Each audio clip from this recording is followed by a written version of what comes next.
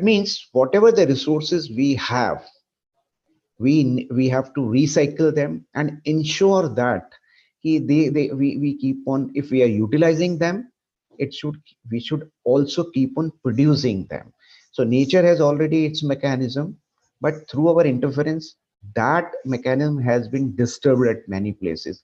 And if we disturb that, that means the results are, you know uh, what we are having nowadays in terms of climate change and global warming. So if we go back to the time when before the industrial revolution, you can see, if we take this 1750 as a baseline. So interestingly, these are the picture which has been collected from the different museum of the world, around the world. And the most common factor was the way of living was same. Means the energy they were using was either it was a muscle energy or it was an animal energy. So there was no other source of energy, and life they were living, no doubt, on a very sustainable level. But whatever they were producing, the activity which they were doing, it was not disturbing the environment in any way. So that means 70-50 was, if we take it as a baseline, even if we take one very a marker of the everything was fine, was the composition of the air. When the life was evolved on this earth until this 70-50, the composition of air, you know, uh, it remained same. So it remains same. We have this maximum, we have nitrogen followed by oxygen, then 0.03 carbon dioxide, and the other gases. So that means our environment was good, and 0.03% of carbon dioxide was it was a greenhouse gas at even at that time also.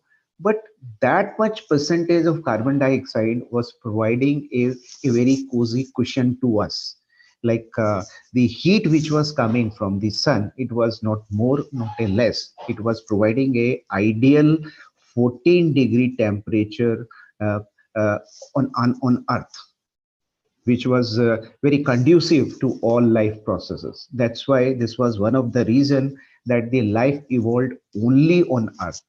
Nowhere else, still, as per our current knowledge, we found that life is existing anywhere.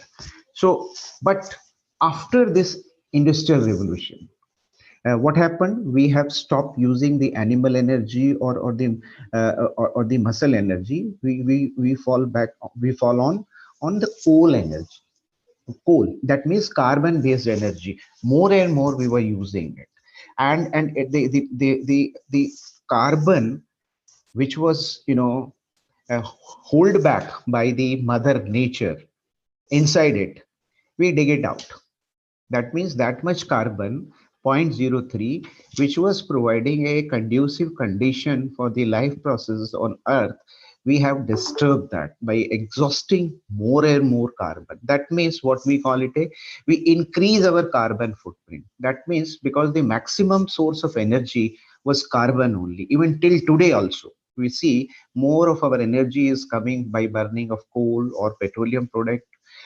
So that means the carbon which nature don't want to give us, we have brought it out, and we have exhausted, pumped it into the atmosphere. As a result, the percentage of carbon dioxide has increased in the atmosphere, or that layer which was acting as a protecting layer, and that percentage itself, 0.03, if it is disturbed, that means we are, allowing the sunlight which is coming with radiation temperature, but it is not going back.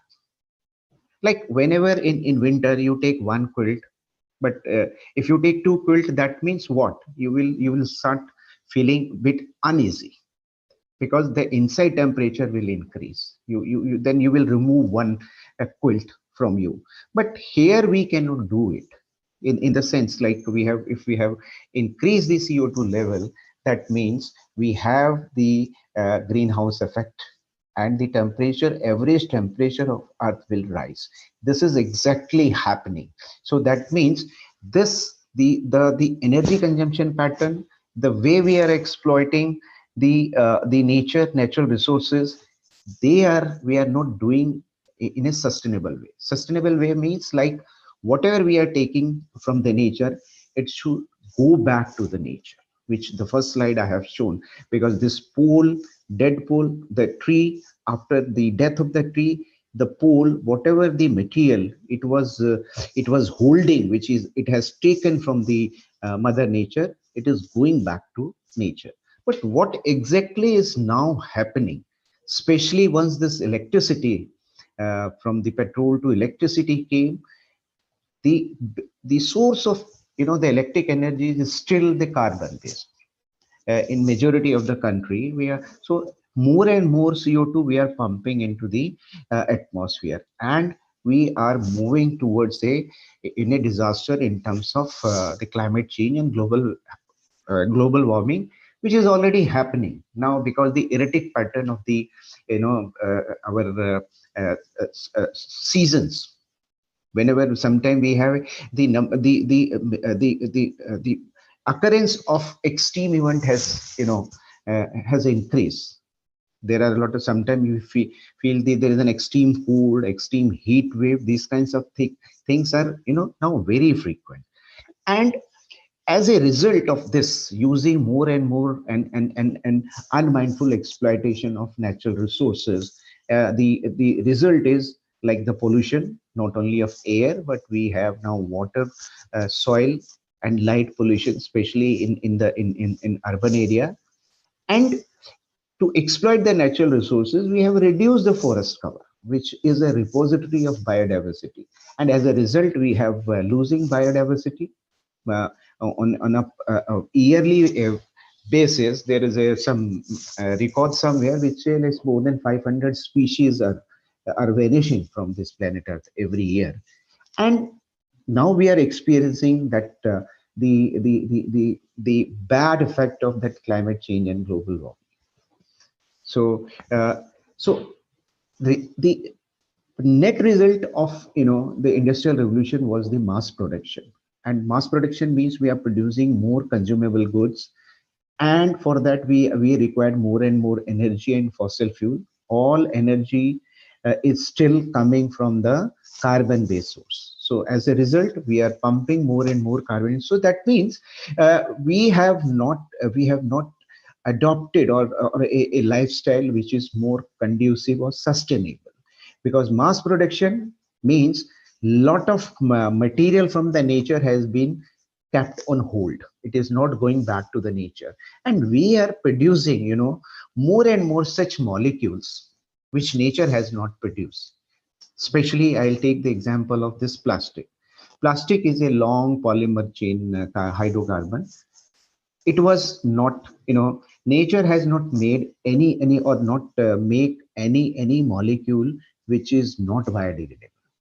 Means even in our body we have a very complex molecules, but after the we have an enzyme to degrade them, or after the death everything is come to the again come to the basic element, and it goes back to the nature. But look at this, the plastic molecule, it is not biodegradable. So that means that material which we have taken from the nature is we are holding it. It is not going back to the nature. And as a result, the process of recycling, which is a fundamental principle of mother nature to recycle everything, has been break up here. As a result, we see these piles up of single use plastic polythene everywhere. And even in the sea also, it say like it's now it is almost equal to the marine living organism ka jitna mass hai, it is equivalent to that much plastic we are having in the sea. Second example of this kind of molecule is DDT, which is now has already entered into the food chain. And the children, newborn children, they the when they are being fed by the mother milk also contained this the DDT.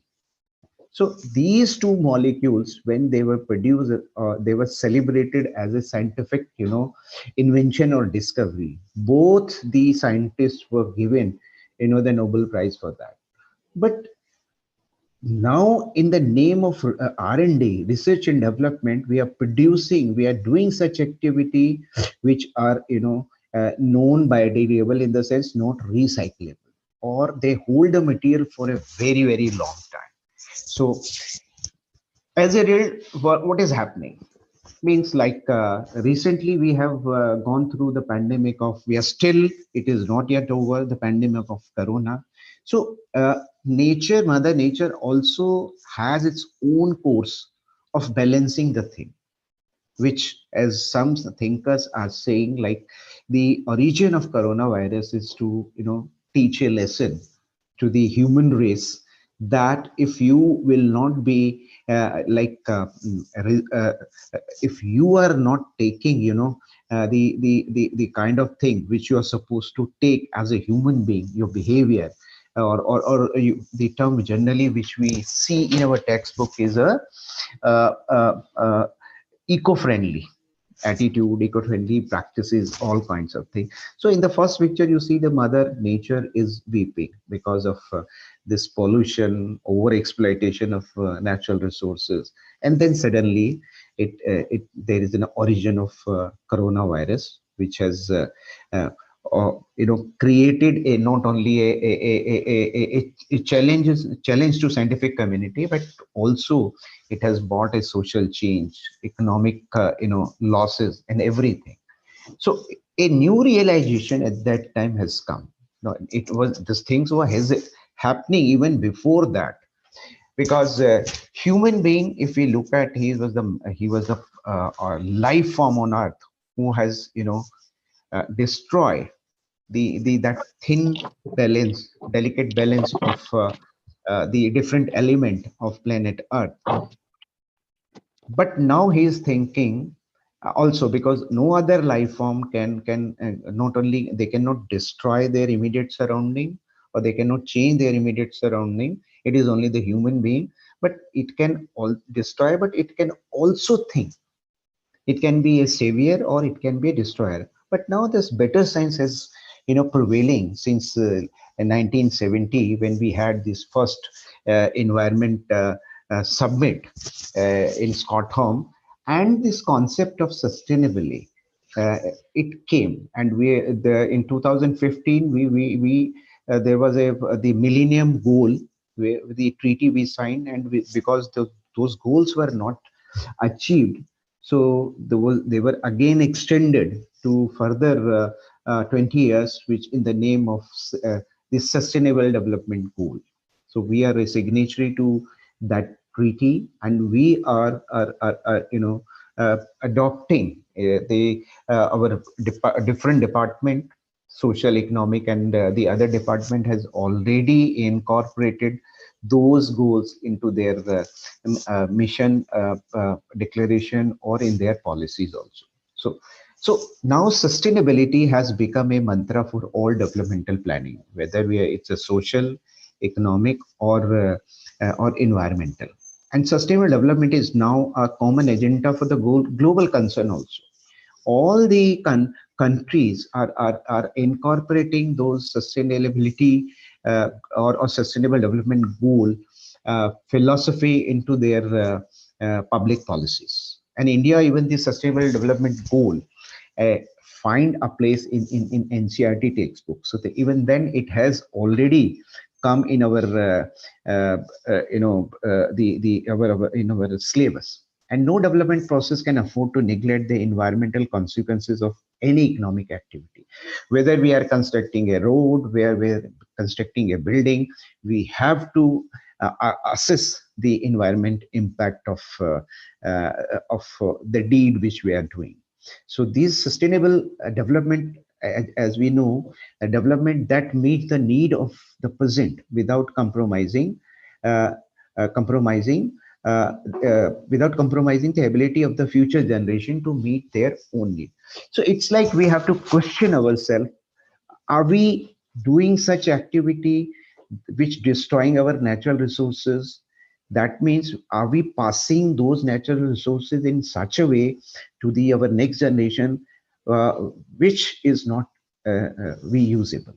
Suppose, are we giving that quality of air, that quality of water to our next generation in such a state which can be used, which can be used without any health or other effect? But just now we have start thinking on that, but still the condition of air, water is very bad. Look at the Delhi. Delhi is the most polluted city in the world in that sense. And children who are newly born children are facing a problem. Their lung efficiency is very less as compared to what they're supposed to have as a healthy child.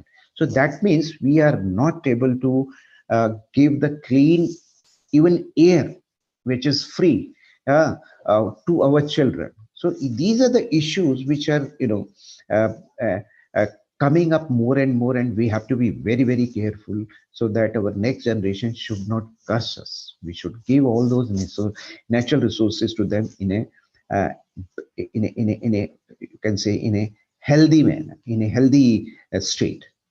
Okay, so these are a new paradigm, because in science and technology, as I told you, the engine of development and growth is science, technology, and innovation. And sustainability of any developmental project, planning, policy has to qualify itself that it is not creating, the that uh, that project policy should be sustainable, ensuring sustainability in a social aspect, economical aspect, and environmental aspect. That means earlier it was only the economical factor which we used to see, but now there are two additional uh, factor before a policy or a project has to be executed, and emphasis is on clean energy and uh, clean or green technology. Green energy and green technology. Green energy means which is not leaving any pollutant which is responsible to affect the state of our air, water, or soil. So in that case, more and more like energy, like solar energy, the wind energy, and the hydel energy is being exploited, or we are working more on that. And also not only that, the also to improve the efficiency. You might have seen, we earlier we were using that bulb, and then it came to tube light, and now we are using LED. So LED is most efficient in terms of using less uh, voltage as compared to tube light and this thing. So more and more now research is in this area. But I think, as I told you, the world on the resources on this earth is in two form. One is living and other is non-living, and there is always a interaction. Whatever is in the non-living is being taken through different process by the living component of the earth, and after their death it is going back to that. So that means it is a constant taking and giving, taking and giving. But whenever in any at any stage this there is a break in that, it is the result is always the deterioration of the natural resources, pollution, and which affect biodiversity in totality. So I think now we have to learn from the nature, how nature has been ensuring that sustainability, which it was doing till the industrial revolution. And Einstein has said once, like, nature doesn't play dice. कुदरत जो है वो पासे नहीं फेंकती है. There is always a very thoughtful process into that what we see around us. So we can, and the element of sustainability is also inbuilt in that. We have to learn that aspect from the nature. So and uh, uh, to that it's a like the word science, the way we read it in textbook, I think we have to go by this. uh, the entire universe is governed by some laws. Everything there is and in science only we are trying to rediscover or understand those laws, and representing those laws through the mathematical equation. This is the way we are learning science or doing science nowadays. And these are some of the basic, you can say, basic trait which we to discover the law of nature, like the observation. Then we have to make measurement, making comparison and contrast, classification, estimation, prediction, interpretation, critical thinking, creative thinking, drawing conclusions, etc. So here critical thinking means whatever is obvious, we have to find a non-obvious thing from that. I'll come to one example. Like one law of nature is symmetry. Nature has given a symmetry to everything, and by looking at that, you can identify that. But here you see there are two leaves I have shown here. So, but one leaf is plain. There is no cutting on that side, or one side is this where this cutting is there. So that means from the design angle. Now, if I'll ask you a question, a place where the speed of air, wind is high. So which of these two leaf will have a better chance of survival? I think we can say that the leaf one, which has a cutting margin, it has a better chance of survival because the wind pressure can be diffused here. But this leaf has to withstand the entire pressure, and there is a possibility that it may die, or it may not withstand that pressure. So that means nature has already by design ensure its sustainability. So this kind of thing, suppose in adverse condition, that means we have to design our building in such a way.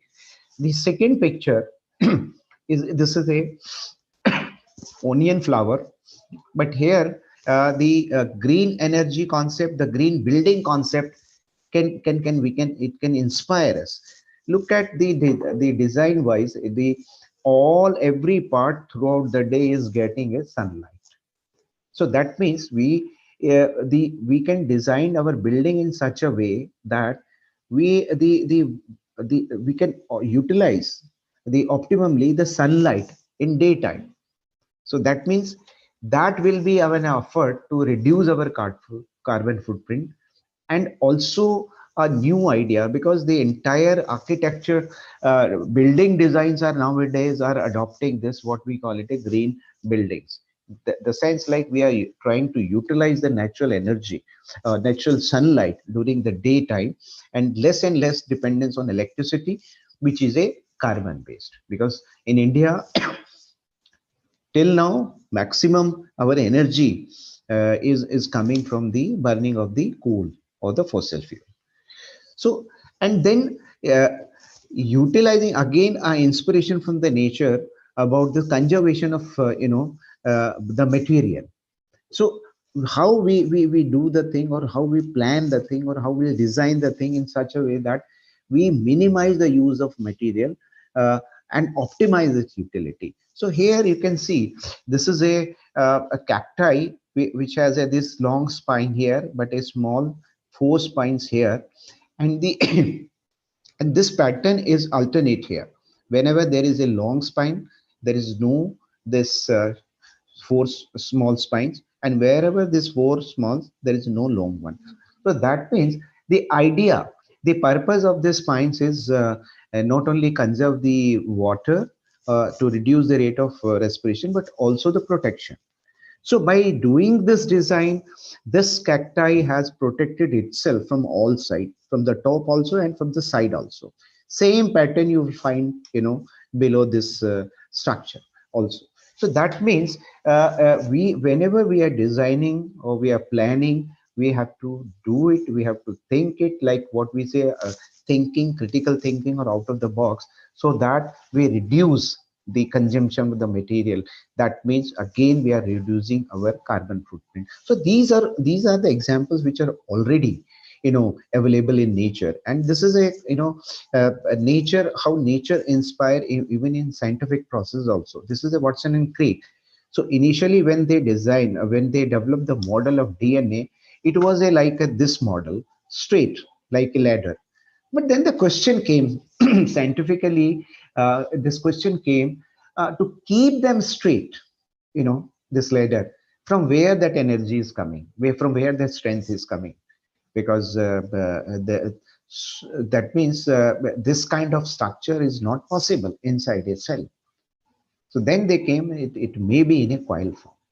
It may be in a coil form where this you don't require that much strength or energy to keep it. Again, the for design purpose, conservation of energy, you can see here. And from where this idea has come, this is a Spirogara and algae, where the chloroplast, long filaments of chloroplast are not straight, but they are in a coil form. So nature is already, doing that conservation of material, conservation of energy, and optimization of, the utility. So I think we can skip that. So now ensuring the sustainability, science and technology for sustainable living means this was the some way also the theme of our National Science Day related to that. So means ecosystem, because Arunachal Pradesh is well endowed with the natural resources, and these are the picture of the Apatani tribes from Zairo. Actually, I took these pictures, and where those systems, living with the nature, because they are doing fisheries with the paddy cultivation, and across the world people are coming to understand that how they are doing. So that means that traditional knowledge is very important to ensure the sustainability and sustainable living. And they are using a lot of appropriate technology, means which is not based on, again, on electricity. The material is such which is biodegradable. The way of producing, making them is also not only energy efficient, but there is no addition of carbon footprint. There's no carbon footprint in that. And social innovation for sustainable living. That means we have to design our socially also in such a way, because in Meghalaya there is a Maflong forest. It is a reserve forest, in the sense not declared by forest department, but by the community itself. And the rule and the understanding is that nobody will pluck even a single leaf from that. So it is ensuring that this kind of social innovation for ensuring the environmental stability, sustainability is very important, and it is a self-imposed food. There's no government or any policing is there. So traditional knowledge system is very important, and now the government of India is also, Department of Science and Technology, also trying to compile, and there will be a possibility to upgrade them, modernize them, so make them more efficient, more useful, or for other purpose also, rather than for which it is being used presently. So so I can so this traditional knowledge system, which has a inbuilt component of sustainability, is the, as I told you, the traditional ecological uh, knowledge and the practices which people are already doing, and traditional technical knowledge, like doing a lot of things, like in Arunachal Pradesh. I'll give an example. Earlier people were doing fishing, in a sustainable way, but now I came across with certain incident where people are doing the fishing by electrocution, by blasting, or by poisoning. So in that way, earlier they were doing with a basket which was only catching a fish of a particular size. That means leaving the small fingerlings uh, uh, untrapped. So, but now by doing this, that means the electrocution, the poisoning, and blasting is not a sustainable method of fishing, because we are killing almost a fish of all age. Okay, so that means whatever is our traditional values and ethics, that should be followed, and if because in the name of modern education we are leaving our tradition, and that's why we knowingly or unknowingly we are also contributing into the environmental pollution in in destroying our natural or over consuming our natural resources. So I think we have to go back to our roots again in terms of understanding the sustainability from our forefather also. Okay, so I think I can skip that. And now also the example again, how the when we say the innovation, which for ensuring the sustainability or sustainable behavior, in the sense like this was this girl, he developed a paddle washing machine which used to work through this bicycle paddle. So that means it again using mechanical energy, but it has combined two thought process. One was the modern thought process of developing a washing machine, but without using electricity. So that means a new idea emerged from here, that uh, whenever we are going to a gym, in all gym for doing that exercise, all the machines are electricity based. So why not we can do something like that, so that we are producing electricity, we are which can be utilized, but at the same time, or we are doing some work also with that, like here we are washing the clothes, we are also doing the exercise, and also not adding any carbon footprint. So this is the mindset or the thought process we have to think on those lines. And this was the best example which I have seen of sustainability. He is a uh, person from Gujarat, Mansukh Bhai, and he was a porter by profession. So he designed a fridge which is called Mitti Cool, means it is made of mud, baked mud. So you can see the picture here. It is like a small almirah. There are two partition here, and it is closed by the door. And this material is mud. So at this portion is a container where it is there's a water. So घड़ा जो होता है the pitcher, उसमें पानी ठंडा हो जाता है. पानी ठंडा क्यों हो जाता है? Because of the small pores, the water is coming out, and as a result of vaporization, to vaporize that water which is outside, which has come as a capillary process outside, it get vaporized, and to for vaporization, that latent heat, that heat is taken from the water which is inside. So water get cooled inside that pot. So as a result, what is happening, like the outside and inside that inside that container, the temperature difference is around 4 to 5 degree. That means without using a active process, through the natural process, natural passive process, we have reduced the temperature by 4 degree. We are not using any electricity, which is again, as I told you, connected with the carbon based energy. So this kind of devices, this kind of using natural process to get our work done, I think we should think in that direction. We stop thinking on, because nowadays anything which we want to do, we need a electric device. So here again we have to adopt in our lifestyle such, or evolve, or innovate such methods, practices, where we should be comparing that we are not adding any carbon footprint in our uh, to the environment. So this kind of innovation, I think we should think of. And nowadays we are using more and more carbon free energy, solar, wind, and all that.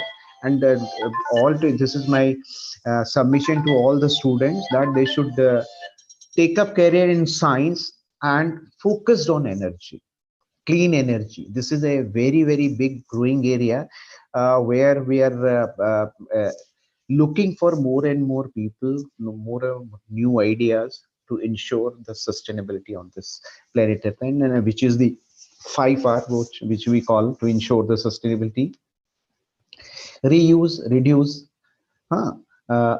refuse, repurpose, recycle, which all things are already going on in nature.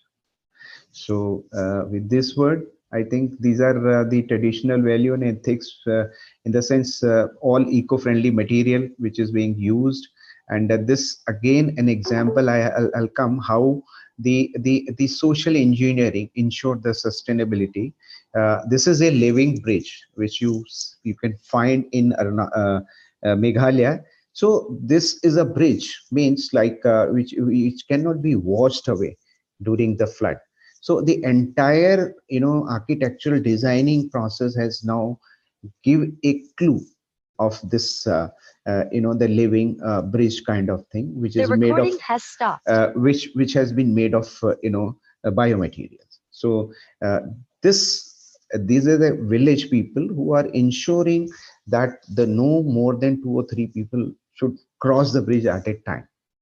So that means like protecting our heritage, cultural heritage. So this kind of engineering also you can ensure the sustainability by developing a social planning in your area to ensure that there should not be, you are not adding more carbon footprint to the environment. So these are some of the indigenous people who are already living in a sustainable way. This is from the Assam. You can see all the material, all the 5R you will find here. Okay, and this is again the Gujarat, and also like the indigenous people who are producing, who are selling, they also need survival. So I think whenever we have to instead of going to shopping malls where with a lot we brought the thing with a lot of packaging material which has no utility except that we are adding our carbon footprint. So look at this. These are the coconuts, and here this coconut is being sold on the roadside. But coconut on the shop are sold like this. They are packaged in such a way using a lot of non-biodegradable material. That means again increasing our carbon footprint. So even our individual behavior should also be such that we, before doing an act, before doing anything, we should ensure that it is not adding any carbon footprint. So with this word, thank you very much for listening me so patiently. This meeting is being recorded. And if there is any question, I think I can try to answer that. Thank you very much. Once again, thank you, AP State Council for Science and Technology. वो मदारी ऐसा होता है, अगर बीच में से कोई निकलना चाहे, उसका नाश हो जाएगा और उसका ये हो जाएगा.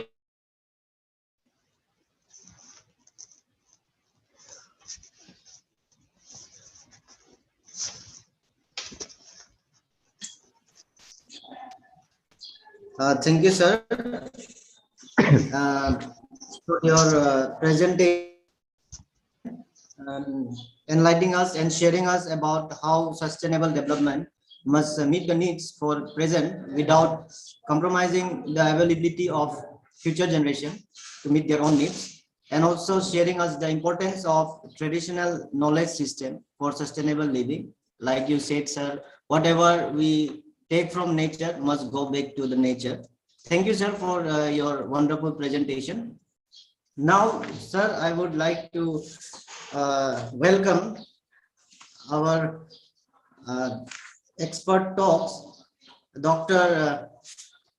Basant Dattraya Varve, sir. He is the retired principal of Government Engineering College, Nasik and Sikhali, Maharashtra.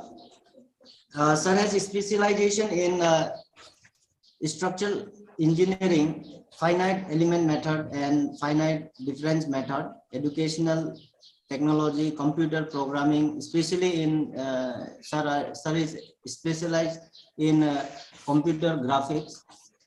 Sir has some achievements. Sir has lots of achievements. I would like to share is sir has an Adarsya Shikshak Ideal Teacher Award by Nasik Nagararik Shikshak Gaurav Samiti on September 87.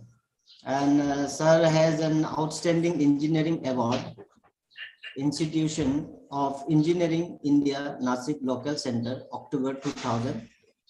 And presently, sir is engaged in discovery learning for engineering subject through multimedia, preparation of virtual laboratories and electronic tutorial for all the subject and ages, and computer as a tool for teaching and clear concept of mathematics and science. Sir has conducted many teachers training program in various states like Maharashtra, MP, Bangalore, and we are, sir, very much privileged that sir has conducted many programs, training programs in our state, especially in our Northeast Rajiv Gandhi University, in Northeast Regional Institute of Technology, NERIST, and NIT, Arunachal, Rajiv Gandhi Polytechnic. Sir, I welcome you once again. Sir, please take your time. Thank you, sir. Yes, thank you very much. So, should I share my screen now? Yes, sir, you can share your Right. screen. You can have a look at my cap, and then I will be presenting, so you will not see me probably. Okay. Yes, sir. Yes. Okay. You are looking great, sir. You are Right. representing our state, sir. We are very Yeah, proud. thank you. Thank you. Joram Begi has presented me this cap. Okay, right. So, yes, full screen now. Share. Right. Okay. Do you see picture of Durga? Yes, sir. We can see. So, as I told you that my interest is science and therefore mathematics, because mathematics is a tool for science.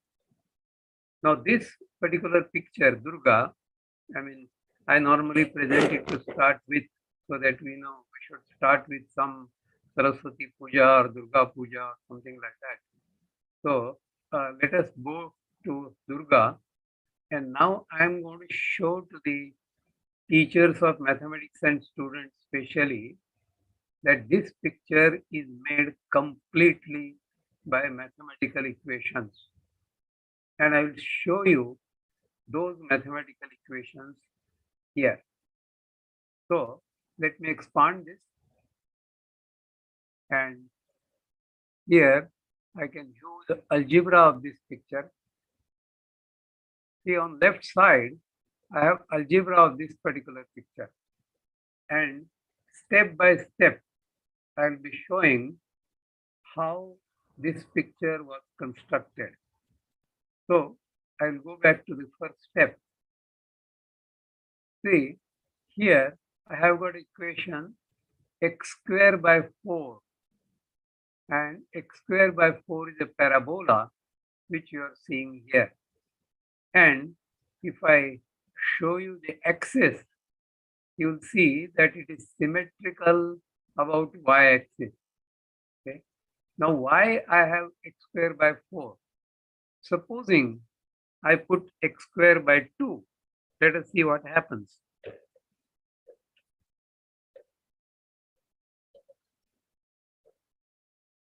See, this would be the face, which I did not like. So I changed over to x square by 4. Then next comes the I. And the equation, I can increase this font so that you can have a clear look. So the equation is x minus 2 bracket square plus y minus 5.9 bracket square is equal to 0.25. So this is the I, okay, one I. Now second I will be the exact image of this in this line. So you'll see that this is minus 2 and this is plus 2. But this y remains same. And the radius also remains same. Okay. Next comes the third I, which is exactly on y-axis. And therefore it does not contain the 2, this minus 2 and plus 2, here it is 0. Okay. And this is slightly up. So this is more than 5.9. Next comes the bindi, okay, kumkum. That also is exactly on the y-axis. And then slowly, one by one, this is a complicated equation. I mean, this probably I can explain it to 12th or BSc students, okay, not to the school students, okay. And then slowly you will see that these are two ellipses. You see, here you have one ellipse and second ellipse. Probably here they are available. See this one, okay. This is the eyelashes, and these are the ellipses which make this particular thing. If I put shut down one ellipse, see second ellipse, like that. Now this particular face looks to be either sad or angry. Some people say it is angry, some people say it's sad. Now to make it little smiling, see what I've done. I've added two triangles here. See, to these two triangles, I can show you.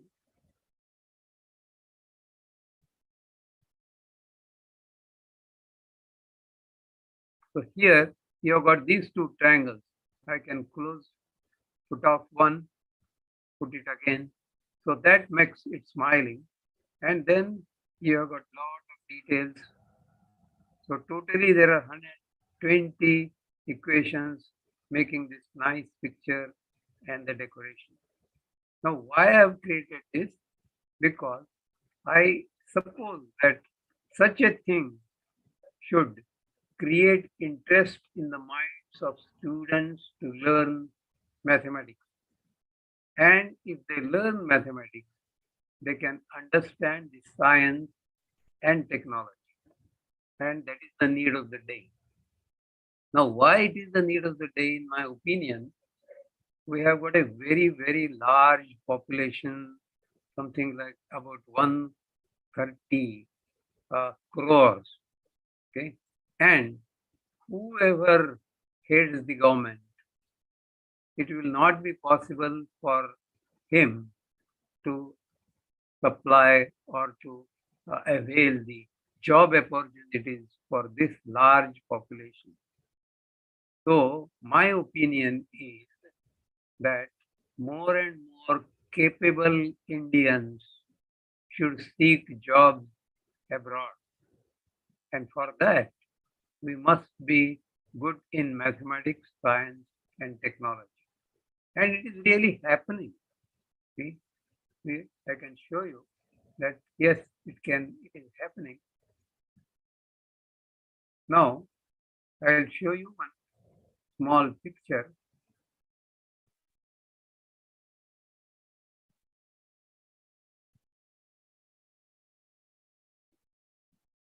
The title of it is Who Runs the Government? Okay, who runs the government? Let me see whether I can expand this.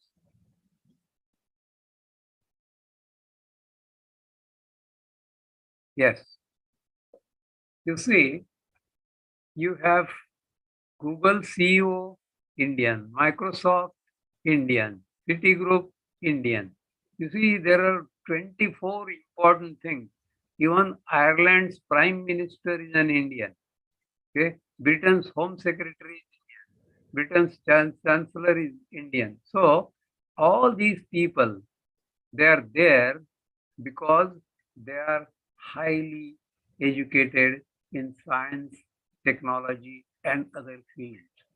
And therefore, if you train our youth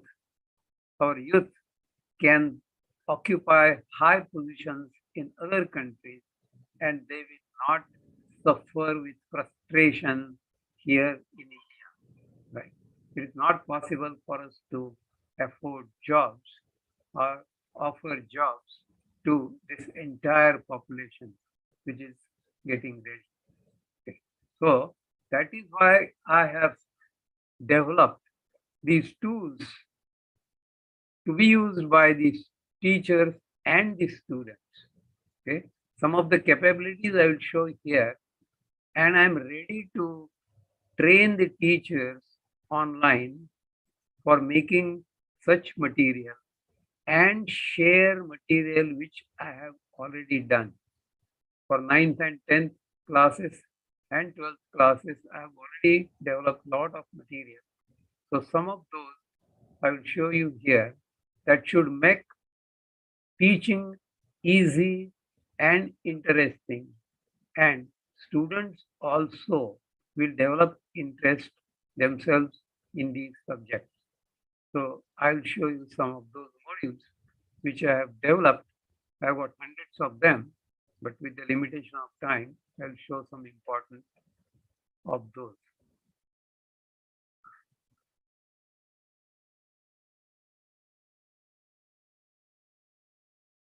This particular topic is cube net.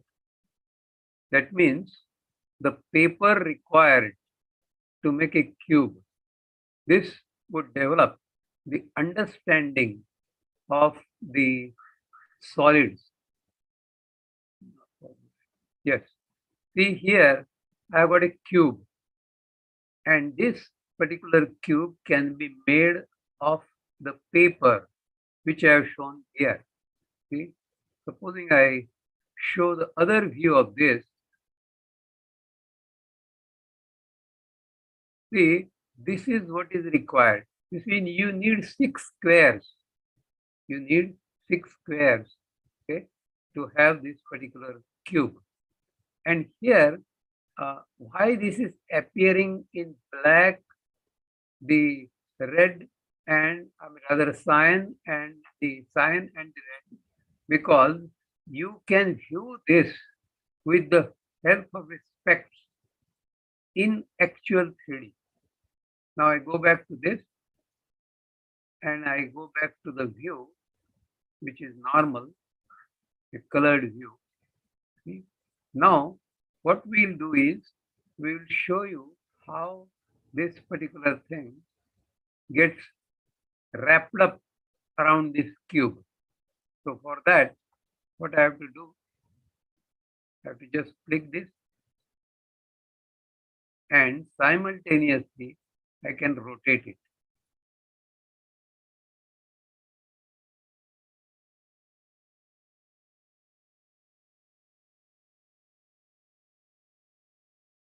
So these give full idea to the student as to how this paper can be wrapped around the cube.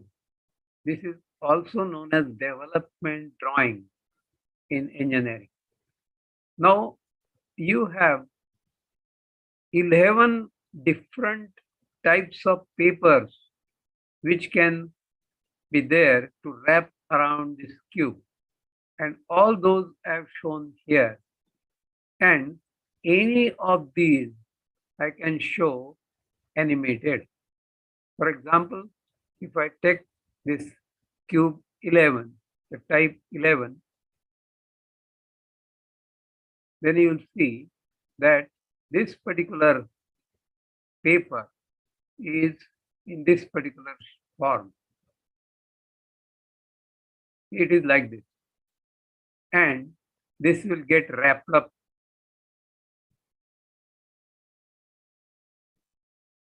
I'll rotate it.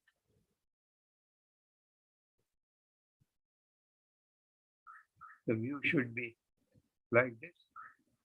Have a better view.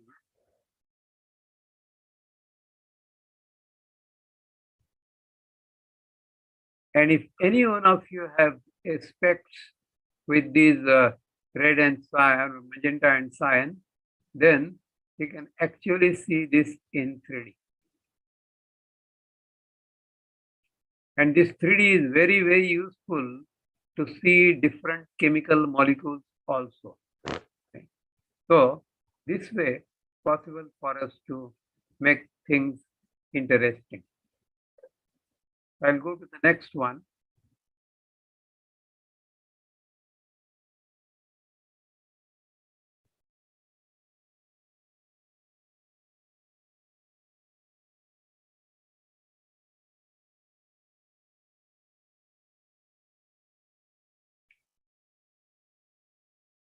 Now this module which I'm showing you is based on sixth standard, based on sixth standard.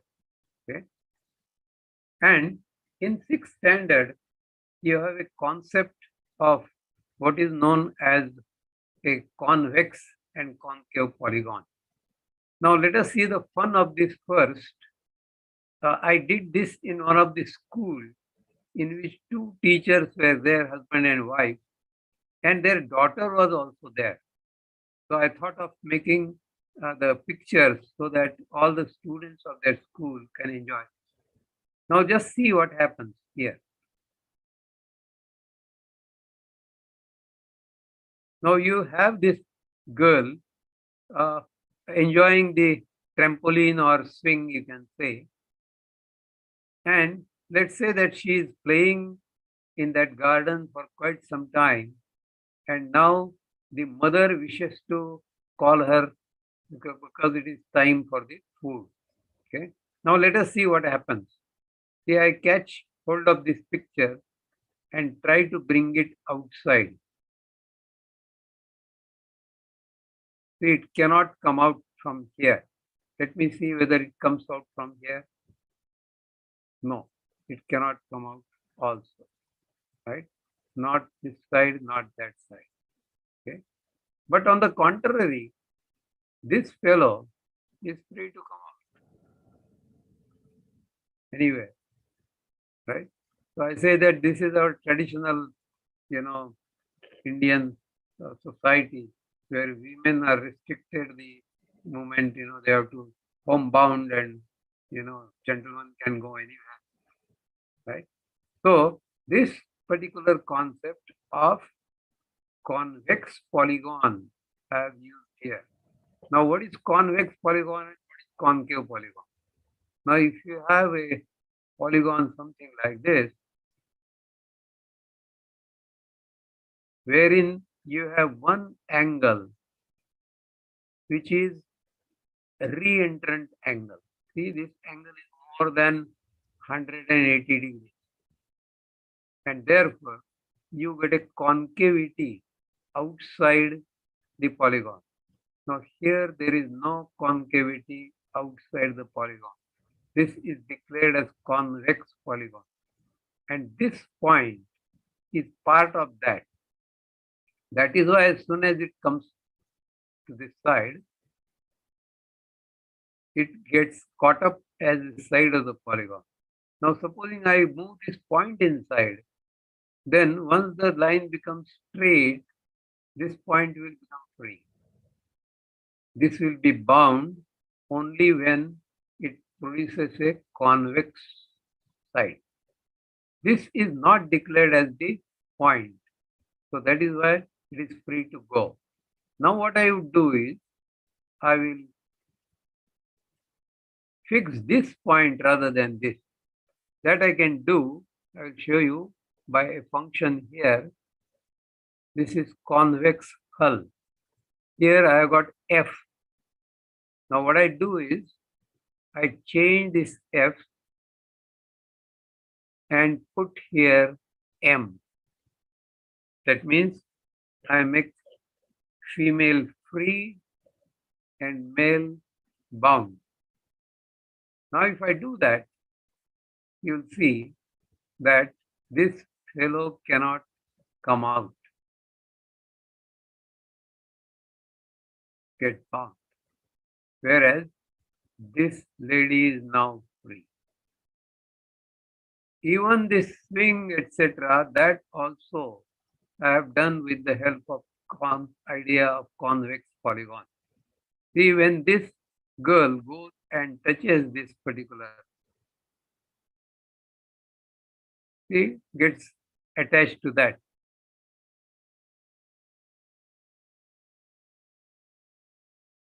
If I increase this, then that line will not be. See, now it would dance in the air itself. So we have to make some such interesting thing for students to learn the concept. I'm sure that if they see this once, then they would never forget as to what is convex polygon and concave polygon. Okay. Now let us go to the next one.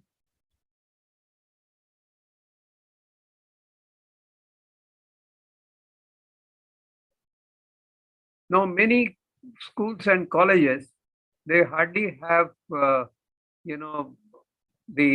laboratory facilities to the students.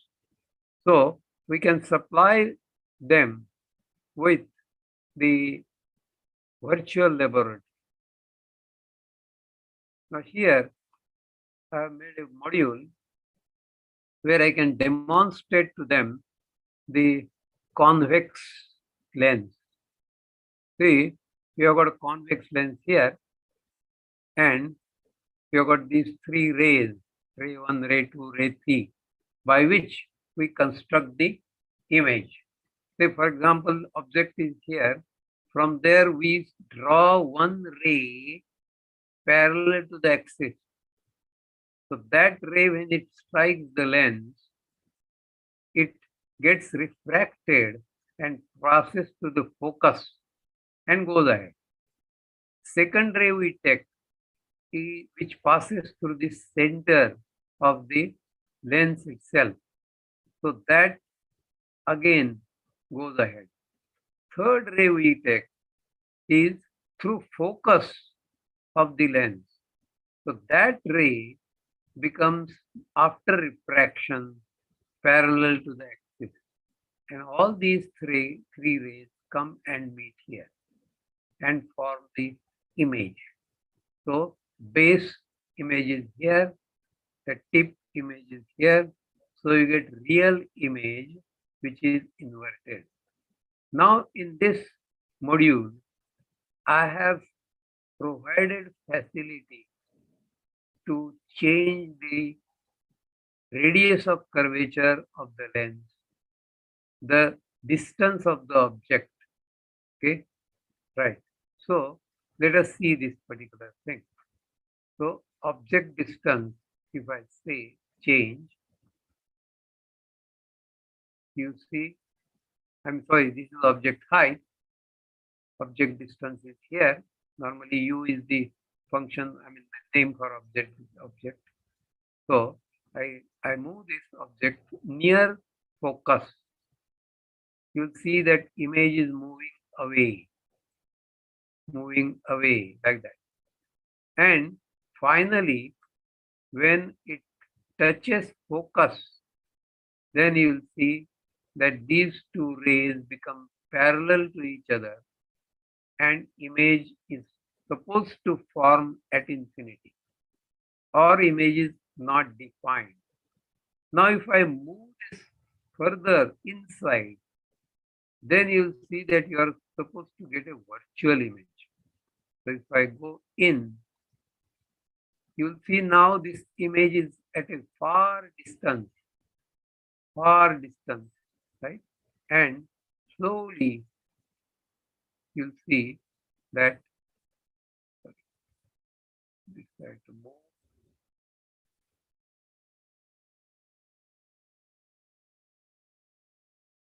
You'll see now this image, you are seeing a larger image. So this becomes your simple microscope or viewing glass, right? We keep one glass with us, a lens with us, a convex lens, for which, I mean, a small letter or something you have to read. Then you use this as this. See, slowly the image size keeps on reducing. But here it is quite large. So this full range of the image from minus infinity to plus infinity, right? It's possible for you to see. If I take this object to infinity, the image will come at the focus. If I put it on the C center, then you'll see that image is again at the opposite side at the center. Okay.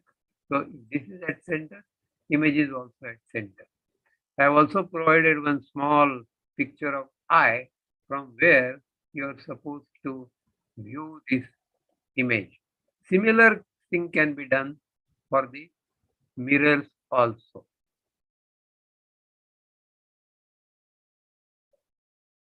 Let me take one more thing. Now, this particular problem I have taken from book of 11th class. Okay. Now, the problem is that you have a square sheet and you are supposed to cut 4 corners, square corners, and fold this up to make one open tray. And you are supposed to find the maximum possible volume of this tray. Now here what I have done is I have kept this as a variable, and as you fold this, I have calculated this volume and make a plot of this here. So I will animate this from one end to the other. Just have a look at it. Can I expand it? Okay. So I'll animate this.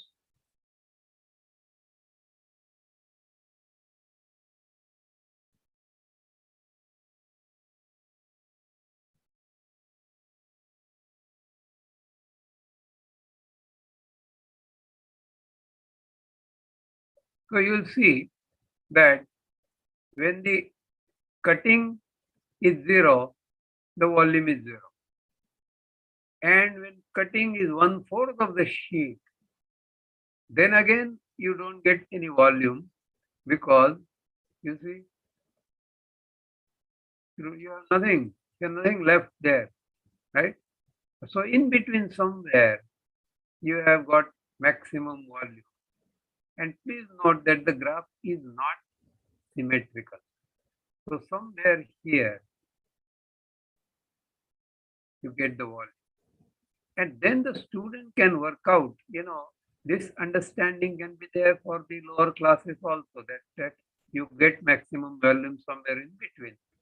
And actual calculus working can be done by the student and come down to this particular 1024 by this as well as by the calculus.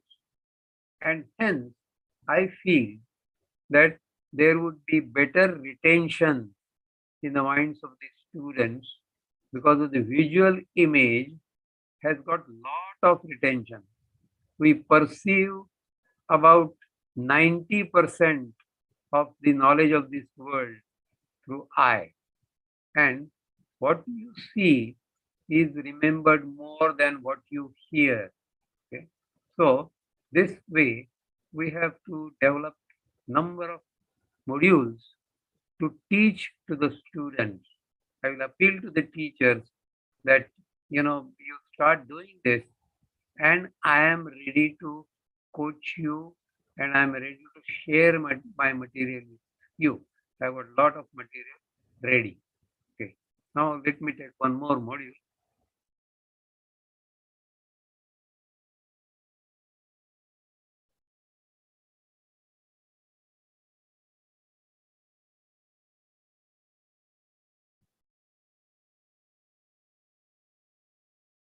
Now this is, I think, in the 9th class of CBSE. They got a part of periodic table to them. Okay. Right. So right from hydrogen to argon, this much they are supposed to study, and they are also supposed to know these various orbits in which the electrons move. So what I have done is I have provided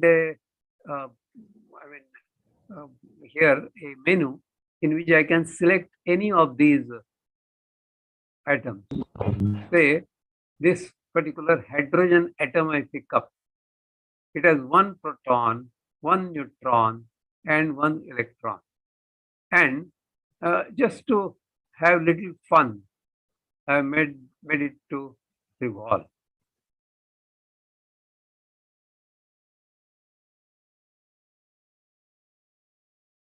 Then if I go to some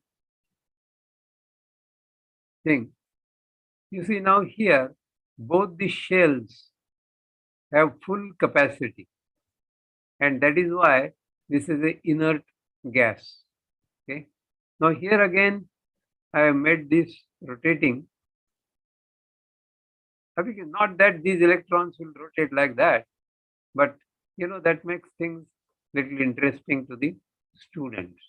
And I have tried to make these symmetrical. Okay. So any of this you see that I have tried to make that symmetrical. In actual case, it may not be, but here I have done that. Okay. So such thing can be done by the teachers. Okay. And then different color I have given to the proton, neutron, and electron. Okay. And this is how I feel that it is possible for us to make things interesting. Of course, I like to get suggestions from many experts who are present right now so that I can improve on my presentation.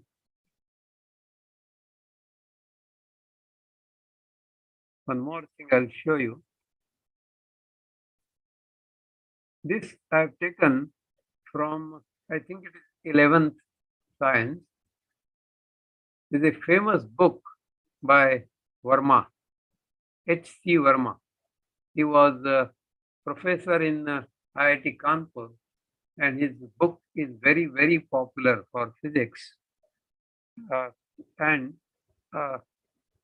you may be surprised to know one thing about Verma, or I'm proud of telling you that whatever royalty he gets, he donates it to PM Fund. Okay, and his book is being very popular. He gets a lot of royalty. He has a lot of lectures also on YouTube and other media. Right. So here the question posed in the Verma's book is,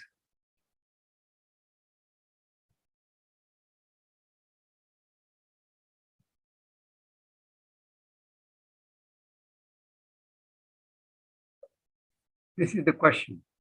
Okay. So you have a projectile. That means, maybe hand grenade.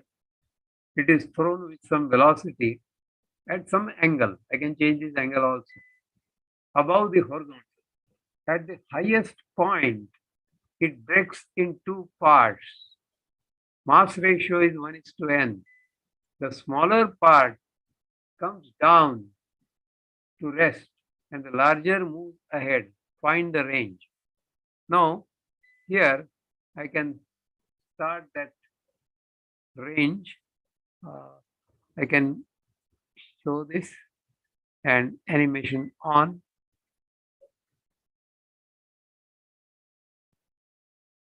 See, here it has broken at the top. So we have got this particular range this way. Now, if that is not split at all, you see, right, then because of this mass being separated, this gets higher velocity, right? Otherwise, it would have landed somewhere else. Okay. So this is how you can change this mass ratio also. You can change the angle also. Supposing I change this angle to 45, you will see that the range will increase.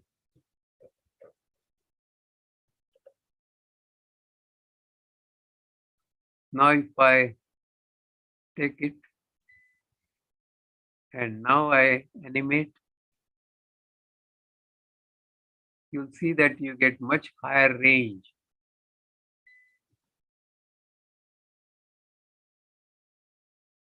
So this is how you can fully explain them. This mass ratio, if I change, supposing I take this mass ratio to be 5. Then again the range will change.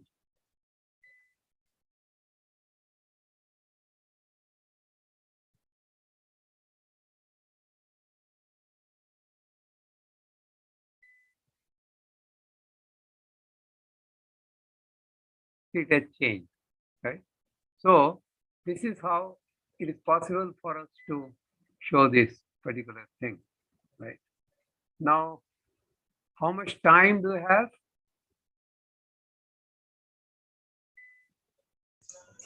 Sir, we are. Is it enough? Yes, Or sir. one more thing would do? Sir, I think we are out moving Exceeded the time already? Yes, sir. Okay, then one more I'll show you and stop. See, this normally at the end of my class, I show this. I ask my entire class to stand up and take the position which is being shown in this picture. And I tell them that your hands are now showing a sine function. Okay. So next function would be a sine minus x. See, many people cannot do this hand position, so their classmates would laugh at them. Okay. Next comes cos function. Then you have minus cos, your tan, minus tan, cot x, straight line rising up, sloping down, mod function with minus sign, parabola opening up, parabola opening down, parabola opening to right, parabola opening to left, ellipse, hyperbola, again 4 of them, circle, cubic function, and a straight line. Okay, so students have a lot of fun, they laugh, and they get energized again for the next class. So thank you very much. If there are 1 or 2 questions, I would entertain. Else, I am through.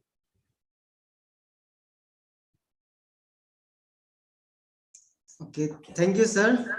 It was quite interesting. I really liked it. How you presented very complex thing in very simple way using this computer graphics, sir.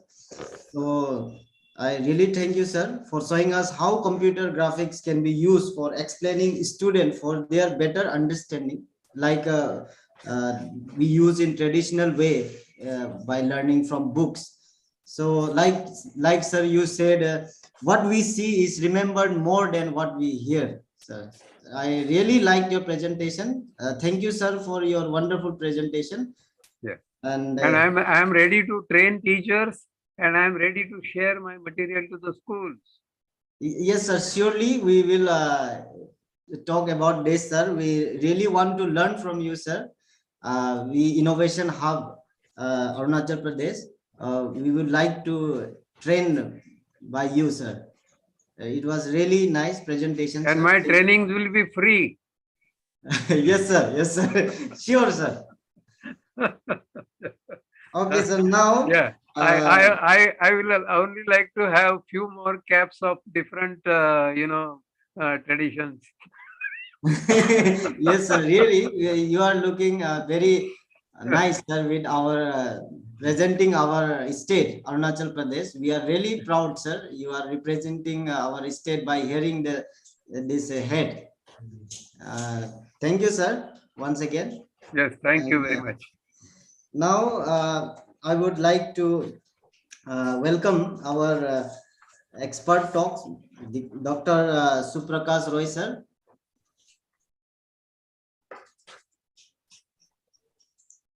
Sir is very much energetic, which we used to say, sir, is frequently visitor. We used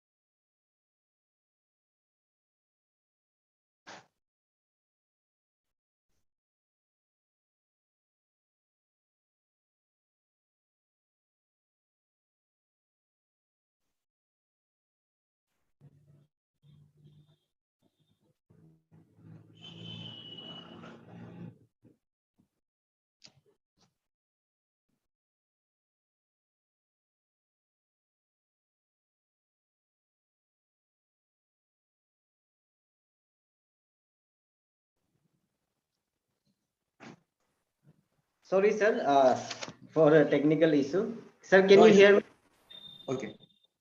Sir, welcome, sir, once again. Thank you. Nice Thank seeing you. sir, after a long time, sir. Okay.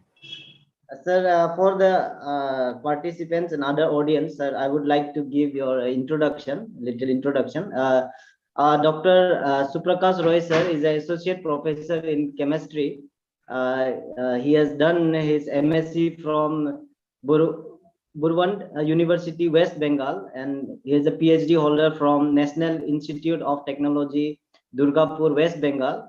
Sir has postdoc experience in University of California, Davis, USA, and Max Planck Institute, Germany, University of Liverpool, England, etc., and lots are there. So we, sir, has a prestigious award, got a prestigious award in Humboldt Fellowship 2010 in Germany, Best Research Excellent Award, Indo-Asia Bhutan Summit 2017, and INSO Award from India in 2021. And sir has 37 international journal and 7 national journal, and 3 patent education and training in as an associate professor in chemistry, and sir is also a director of an transition group. Sir, I welcome you. Sir, Thank you. Start with your presentation. Okay. Okay. Thank you. Thank you. So, good morning. Also, sorry, good afternoon, everybody. And I am. It is a great pleasure to me, and it is a great privilege to me. Hope. Can you hear me properly? Because some network issue is there. Yes, Can you sir. hear? I can hear you, sir. Your Okay. voice is Okay. clear. Okay. So lots of prestigious experts, they have shared their ideas, and I have already enriched with that ideas. And today I will take very minimum time, as this is already running delay, I think, according to schedule. So today I will discuss some theoretical background and what I have done and what we are trying to do. This kind of some research work I will share with you, and hopefully it will be helpful for the audience. And if I will get any platform to any science center or any research activities, so I will be there, because we are going with chemistry. So without laboratory, we can't share anything. Without only buck. So it will be very difficult to understand what is the practical research work we are doing. So now I like to share my documentation.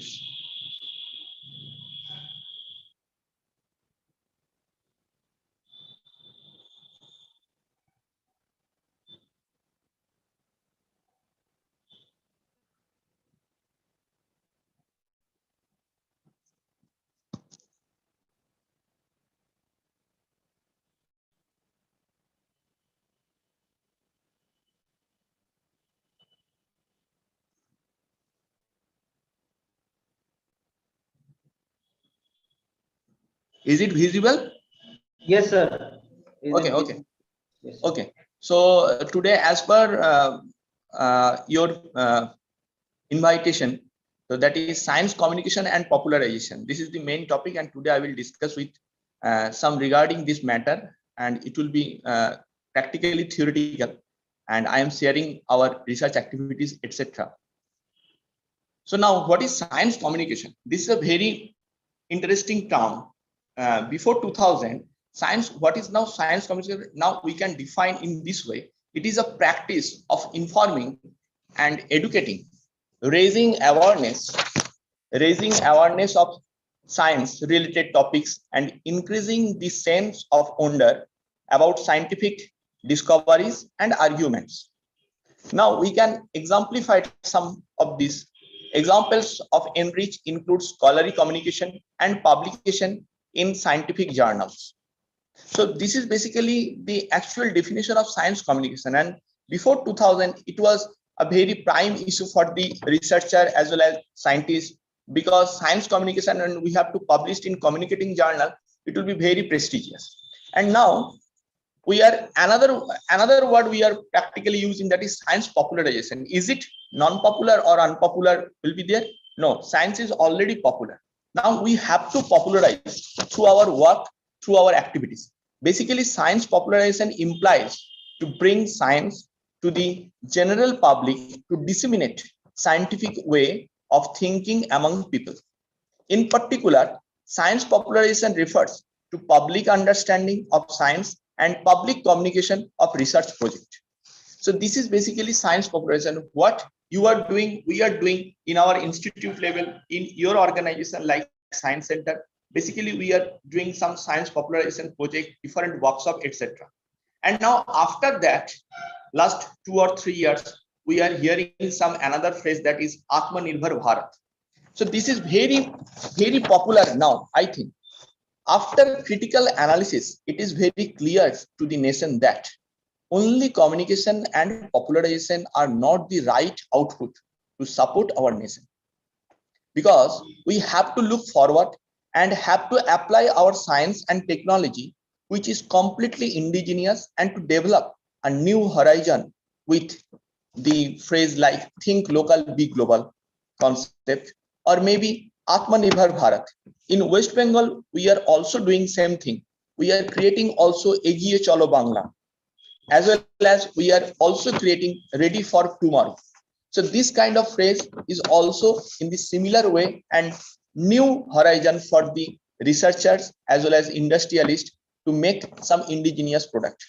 And now, basically, Atmanirbhar Bharat, which translates to self-reliant India, is a phrase used to popularize by our Honorable Prime Minister in relation to the economic vision and economic development in the country through entrepreneurship and different industry-based work or research-based scientific activities. What we are trying to do, because after this pandemic situation, we are running very, very, very difficult steps in our country. So Atmanirbhar Bharat or entrepreneurship through research and technology, it is very crucial, and we have to look forward with these views, because we have to do something with our indigenous product, and we have to create some new ideas to share, to create a new economic growth for our nation. Now, I like to share our recent work. That is our recent investigation, that is green corrosion inhibitor. This is a very prime issue, and we have investigated literally in West Bengal and also in India in a different way. That is, now you can observe, that is survey on corrosion in West Bengal. Corrosion is a versatile issue. Now I have shown some picture here. Rabindra Setu, Kolkata, with Howrah Bridge, and municipality pipeline in Durgapur, railway track in all over India, and car dumping area Hindmotor. So this is a very crucial picture, and we can observe here the corrosion. What is the basic problem in industry? And with this viewpoint, we are going forward, and we are doing this kind of job. Now you can observe my slide, that is market available product. In market, two products are there, that is called WD-40 and Ballistol. These two products are only available in USA, and we are basically purchasing from foreign country, and we are using. with lots of disadvantages, but we are using. What are the disadvantages? That is chemical poison or toxic, moisture absorbing tendency, low efficiency, non-miscible with paints, and finally it will be costly and unavailable in India. In this situation, what we have done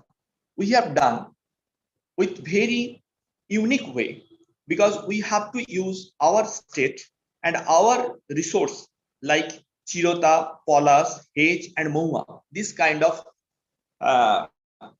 plants and flowers and leaves we are using to generate this thing. And after lots of research study, we have done a new green corrosion inhibitor with the funding agency of Government of West Bengal, DST, and we got a patent number. And finally, one company, they are tie up with our government and they are trying to manufacture this kind of product. And hopefully it will be very competitor with the WD-40 and Ballistol. And practically it is running in our Bengal. And we are very much grateful to our Chief Minister, because I got fund with my research activities. And finally, we have done this thing. And what our objectives at first? To develop green corrosion inhibitor, to explore the wealth of our state by using various plant parts as raw materials, which are abundantly available in hilly and rural areas of underdeveloped region in West Bengal. Not only in West Bengal, in Northeast, this purple hedge is also available, and Mohua, this is also available in Sikkim, and they are practically now they are doing this kind of cultivation also. And main focus on this thing to improve socio-economic growth through enterprise demand based basic research and introduced a new sustainable product. And finally, we have reached to our destination, and we have done it through a government patent. Now I can switch in my next topic, that is small scale industry, that is hydrophobic thin polymer. As this is a very short program and I am getting very minimum time, so that's why I am not showing you the practical technology, what is going on. Already I have shown in Arunachal Pradesh Science Center last time in workshop, and different science centers where I am working, and my research lab also different NIT, IITs, they are calling to show this thing. And practically now CPET, Central Institute of Plastic Engineering Technology, Haldia, they are trying to collaborating with us, and I have collaborated with them, and we are doing very uniquely with this hydrophobic thin polymer. And practically this is now called Bharat Plastic. They are doing this kind of tape, foam, etc., and which is very useful now in actually they are using this kind of business in MSME, small scale business, and they are doing, and we have done this kind of job. And now another thing I like to share, that is Hydrox Engine. This is very unique concept in 2017, and we got invitation from Fawcett, and finally we got awarded from Fawcett 2017. My research scholar Piyush Nanda, he has done this thing with me. Hydrox Engine is basically an engine which can generate power for the coastal area, and it is trying to develop power from salt water of any coastal area, because only salt water, this is the raw materials to generate power for an engine. This was the unique concept for us, and this is done by my group, and I got patent for it, and under Department of Technical Education and Training, Government of West Bengal, and it is now running successfully for our fishery department, who are going for the coastal area to catch the fish, and they are using this Hydrox engine. And if I will get much more time in future, so I will demonstrate and I will show you how this engine it is working, and it is working very practically and very effectively, and without, and fuel consumption is very poor, because we are using this engine to start. Only to start this engine we need some fuel, otherwise it will generate power, and it will catching the raw material from the coastal area, only salt water. So sea water and salt water, these are sufficient as a raw material. Now another topic I like to share, another thing which we have done with a research collaborator with ISM Dhanbad, Indian School of Mines. Practically this is now IIT segment, Department of Applied Chemistry. We have created a new technology to develop small scale perfume industry. Now what is perfume? We know that because smelly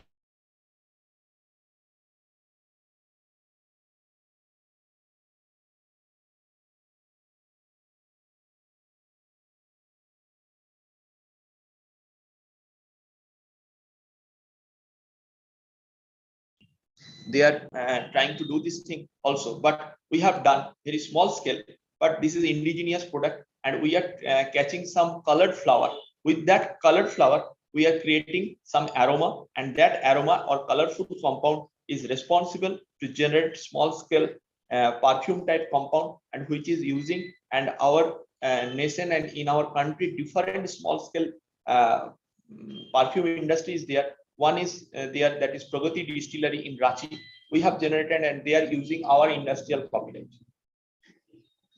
And now another thing, in 2019, we got first prize with our students, and these two girls, they are working during their MTech in my group, and they are now doing PhD, and they have participated with our guideline, that is biodegradable sanitary napkin. This is very useful, and we got first prize in India International Science Festival 2019. And finally, we got patented this work award, and practically now self-help group, they are using our technology, and in West Bengal, many self-help group, they are doing this thing, and government, they are also doing. And finally, biodegradable sanitary napkin, this is very useful in this situation where pandemic is running, and lots of costly things are there, and some synthetic materials due to skin cancer and different viral activity will be there for the girl's body, and that's why they are using this biodegradable sanitary napkin, and this is very useful, and this is very popular in now in Bengal, and hopefully in Northeast. Last time in Sikkim, when I have visited, they have interested regarding this matter, and in April we are doing this kind of workshop for their self-help group. And finally, in this COVID situation, because this is very threatening for us, so that's why we have taken one challenge, that is alcoholic sanitizer is very phenomenal and very popular during this pandemic situation, and when coronavirus and all are using this kind of, and all pharmaceutical companies, they are just jumping to create some sanitizer and different type of sanitizer, and some illogical sanitizer in market is also there, because they are using some methanol also, and that's why poison will be there, and finally different type of fatal will be there. So that's why we have used our technology, and finally we have done in our best level, that is non-alcoholic sanitizer for kids. For kids, this is non-alcoholic sanitizer. This is very phenomenal, and they are using. In last time in Patna, we have done this workshop, and now recently we have done for Himachal Pradesh, and this is very soundy workshop. And finally, this is also working for asthma patient, because alcoholic sanitizer is very harmful for the asthma patient. And after that, we have done our another thing, that is sanitization chamber for used masks, because used masks here and there we are just throwing, and finally our environment will be polluted, and that's why this is a real threatening for us, because here and there all masks are running through, and here and there this is a very bad thing in public places also there. So to avoid this kind of threatening, we have generated one sterilization unit where we can use our used masks, and it will decrease the virus load, and finally we can reuse it, or just we can destroy it through UV and IR light. And this is our new work what we are doing, and that's why this is a good platform. That's why I am sharing this kind of thing what we are doing. And I will not take much more time. I like to acknowledge and thank you to Arunachal Pradesh Science Center, Vivek Kumarji and CD Muniak sir. And finally, I like to thank host as well as Education Officer Ms. James Perry for inviting me and giving me the platform to share my ideas and our work. And hopefully, if I will get some platform or some workplace for your center, so I will do that. And now this is very much a unique thing what I am sharing, that is only what I have blocked here, job generators rather than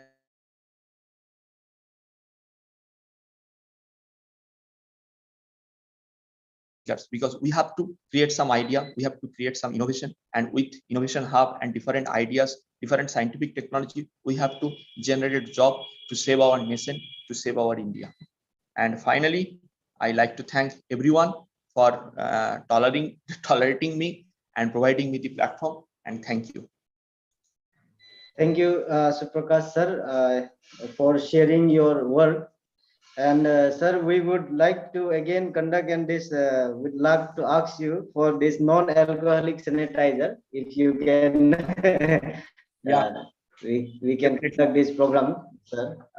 Okay, we moving ahead, sir. We are actually moving very late, sir. So now I would like to give a time to our Dr. P. Lombe, sir, Deputy Director Technical, Arunachal Pradesh State Council for Science and Technology, Itanagar. And sir is the state coordinator of Children's Science Congress and instrumental in translation of Q or Kese in Galo dialogue. Sir Lombe, sir, please take your time and share your presentation.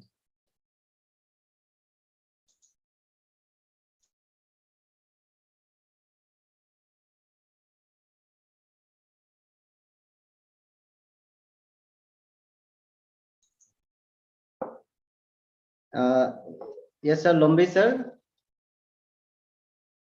You can start your presentation, sir.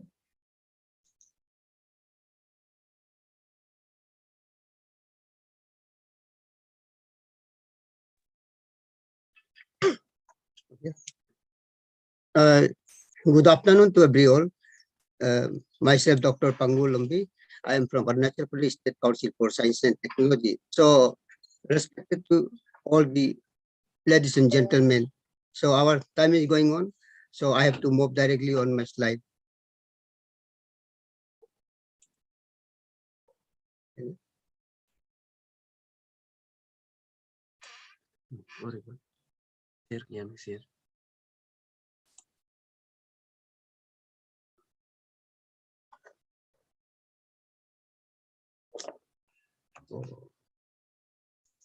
Yes, sir, your slide is visible, sir.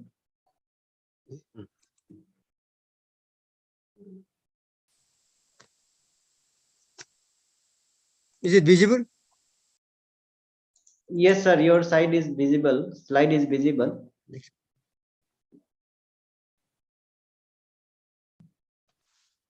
Okay. Yeah, I am going to talking about the initiative of Arunachal Pradesh State Council for Science and Technology in activity related to the science popularization and communication in the state. So the Arunachal Pradesh State Council for Science and Technology was established in 1992 under the Department of Education by the government of Arunachal Pradesh. So far, with the inception of this council, Arunachal Pradesh State Council for Science and Technology has experience by organizing many seminars, workshops, and training program related to the for the science popularization and the communication of the students of the state, with involving the students of the colleges and schools level of the state. So the Arunachal Pradesh State Council for Science and Technology have initiative certain activities which can be included, and here I am summarizing the some of the activities taken up by the Science and Technology Council for in popularizing the science and technology communication in the state. It is like the National Children's Science Congress. National Children's Science Congress was, of course, initiative incepted in the 1993. But in our Arunachal Pradesh, we have started by the 1995. Since from the 1995, now we have already organized 27 times of Children's Science Congress in the state. Here, the Children's Science Congress is providing a platform for the children of the state with the age group of 10 to 70 years, and students are mostly, they are very much interested, they are very much initiative while performing this program in the state. So the target group of our council or the students are the scattered in both rural and urban areas of the school, including the formal and informal education system. And education institute like both government, private, and NGOs run school by the government of Arunachal Pradesh. And approaches in science and CST for organizing the NCST at the district level Deputy Director of School Education and the district coordinators of the states are involving for organizing the district level in National Children's Science Congress state. And here the state, we are organizing the state level Children's Science Congress, who have been qualified from the district, have been invited here, and we are organizing the state level. So after the state level, we are children are getting opportunity to participate international level. Recently, our students have already 10 students of this state already participated in the Gujarat in the National Children's Science Congress event. So these programs are very much imperative. It's with the objective that to make a forum available to children of age group 10 to 17, both from the informal as well as for the formal schools. And the students can exhibit their creativity and activeness and more their ability to solve the societal problems, experience locally and the method of science. And in the popularizing of science and technology, we are also have organizing every year the Master Resource Person Training Program. Here we are invited experts from the DST for Master Resource Person, and we are inviting the teachers and the NGOs who are involved in the science communication, and the district coordinators are invited, and they have the Master Resource Person who have been invited from the other state on the DST are train the teachers and district coordinators. In return, they are training their students, and they are guiding the teachers and students for preparation of the project related to the science. So Master Resource Person training program is also most important on the science and technological communication. Now apart from that, we are also organizing National Children's Science, National Science Day, and National Mathematics Day. So with this program, students are involving in many competitive like essay competition, quiz competition, and exhibition. So we are organizing National Science Day and National Mathematics Day every year. From students, they are come to know that the importance of sciences, and even there is a question that why there is a celebration of Science Day, or why there is a why national the 22nd December is celebrated as National Mathematics Day. So with this program, they are very much encouraging, and they have learned many more. So apart from that, we have our council of initiative in sanitary napkin production and training for sustainability for rural travel women of Arunachal Pradesh. These are involving the women of the state. The council have initiated a program for the women. The main objective of the program was to provide employable and skilled vocational training for the production of sanitary napkins through handmade machines to the travel women. So we are focusing mainly on the women with this program, and to prepare the beneficiaries as successful entrepreneurship. Production and sale of sanitary napkins are the main objective behind this program we are initiating. Next, the program, apart from the others program, Science Connect program was the most imperative. Science Connect program, nurturing young talent of Northeast on science, is a program initiated by Vigyan Prasar, Department of Science and Technology, Government of Arunachal Pradesh. During 2017, the program was initiated. After that, within 2018, our state have been participated. Almost all the schools of the state have been participated, and we have students have been also participate in the regional level training program at Guwahati and Aizawl, which has been organized by the Vigyan Prasar in collaboration with the APSCS&T Council of the Arunachal Pradesh. Next, translation of science popularization materials in Galo teamwork essay in local dialects of Arunachal Pradesh.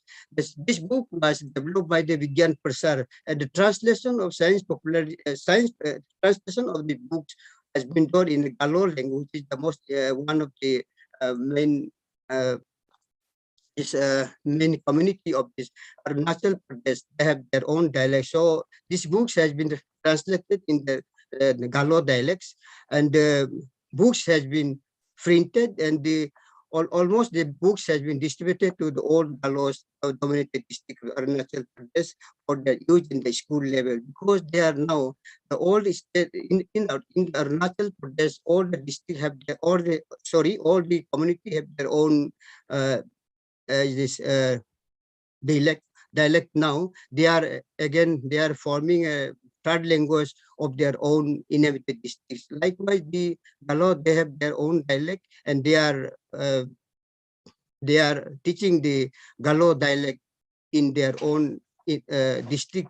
So we have distributed this book to the Galo community for their use in the school level. So this project, this project was sponsored by Vigyan Prasar, Department of Science and Technology.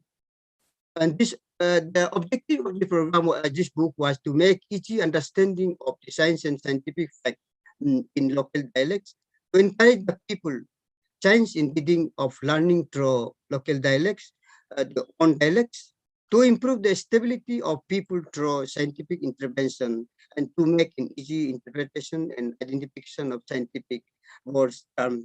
So, this book has been very much important and impressive by the people. Now, the next program we have initiated in popularizing the science and technology communication in the state was a collaborative program on science and technology communication for entrepreneurship development and import the travel omens of Arunachal Pradesh and Assam. With this, this program was focused on augmentation of travel knowledge, on augmentation of the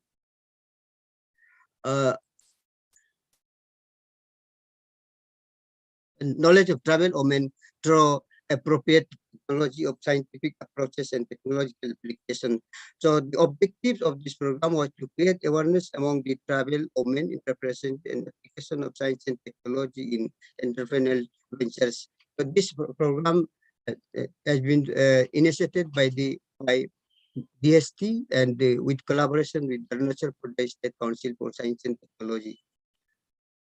And recently we have this Himalayan Knowledge Network in Arunachal Pradesh. So Arunachal Pradesh State Council Science and Technology become a state chapter for establishment of knowledge in network in Arunachal Pradesh.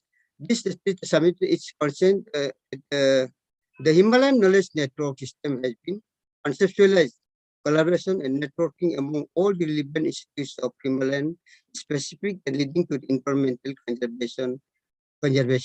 So the main objective was to foster an effective and collaborative network of the different constitution, academic institution, universities, and working with and others outside of their for sustainable development, and bringing together academicians, researchers, and leading through their Himalayan Knowledge System Forum for sharing quality knowledge, and was to transfer evidence-based knowledge and expertise each sector into the policies and practice in Himalayan Knowledge System. So with this, I am concluding my speech. Thank you all. Thank you, Lumbe sir, for sharing the council initiative. Now, moving ahead with the program schedule, now it's the time for the facilities and the science popularization activities of Arunachal Pradesh Science Center, Itanagar, by Sri Vivek Kumar, curator of Arunachal Pradesh Science Center, Itanagar. Vivek sir, over to you. Thank you very much for giving me the opportunity. Good afternoon to all. Right now, a lot of... Hello, I am audible? Yes, sir, you are audible. So a lot of things about science communication has been already explained by our previous speakers, especially Dr. B.K. Tyagi sir, Dr. Suprakash Roy sir, and Dr. Basant Barve sir. So there is not much to speak, but a few activities I will show here and just highlight the role of science centers. So as already discussed, that science communication is at the heart of many of the 21st century's countries.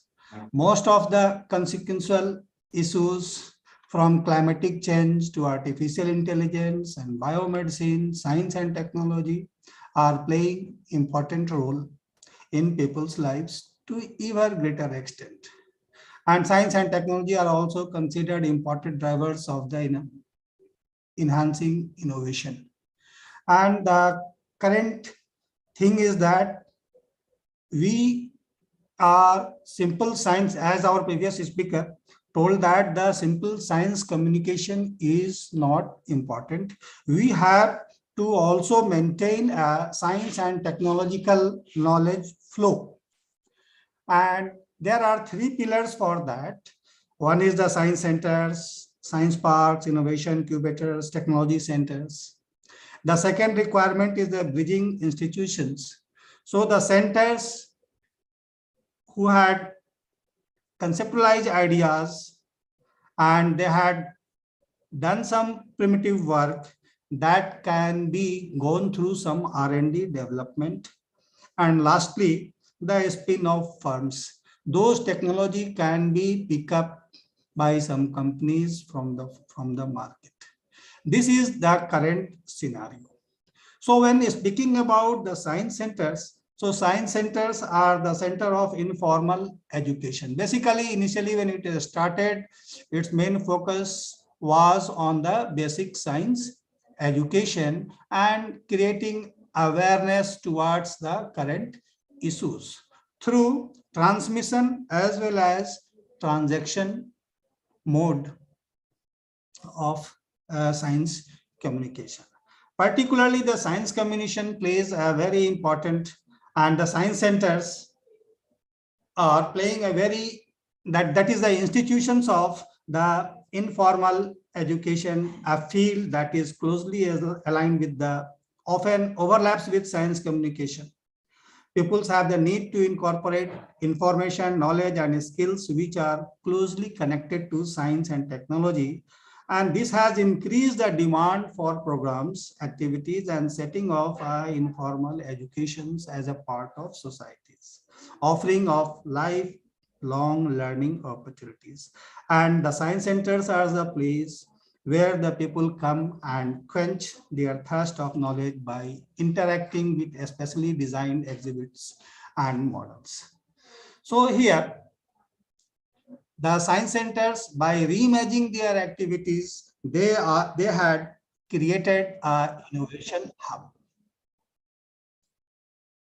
They had created an innovation hub with incubation facilities. For bridging institution, the NIF, it has a great network. All the science centers have a great network with the innovation hubs, the National Innovation Foundations, grassroots innovators, so that they can come and conceptualize their idea into a reality. So just we would take a look of these activities, and the another importance of that, the science centers are facing a great challenge during this internet age, where science communication or science information, science related informations are on the fingertips of the publics over their computer and on their mobile phone. And the greatest thing is that we have to filter, because those knowledge are coming directly in real time, whatever interpretation it is. And it's our responsibility to filter those knowledge and impart in a proper and justified way. So we will see here some of the activities of the science centers, particularly with this current pandemic, where this information age has another pandemic that is known as infodemic. So just taking a less time, I will describe about the Innovation Hub. So Innovation Hub provides facilities to nurture new ideas and help develop inquisitive perspective in youths of today, developed by National Council of Science Museum, Minister of Culture, Government of India, Kolkata.